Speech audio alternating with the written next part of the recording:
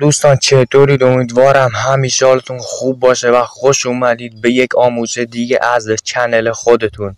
و امروز اومدم که یادتون بدم که چطوری فایل های بزرگ رو پارت کنید و بریم سراغ ویدیو. خب شما وارد برنامه رار میشید و فایل مورد نظر رو انتخاب میکنید در بخش دانلود یا هر جایی و اون تیک رو میزنید و این به اضافه رو این به اضافه رو که زدید روی رار باشه و در بخش پیشرفته روی مگابایت 1.200 من انتخابمه و تایید رو میزنید. خب تایید رو که زدید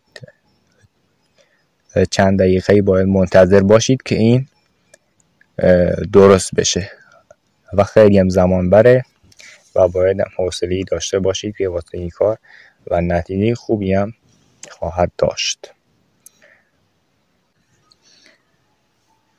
خب دوستان، همونطور که میبینید که ما تا 98 اومده و بعد از مدت ها صبر حدود چند دقیقه صبر کردیم و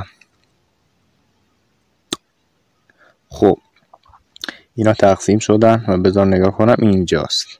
اینا 170 و 490 و حالا برای تست میریم داخل برنامه زد آرشیور و در اونجا میریم در بخش دانلود ها و پوشه مورد نظرمون رو میسازیم که چون من قبلا دارمش و یکیشونو استخراج در پوشه مورد نظر و میزنیم استخراج.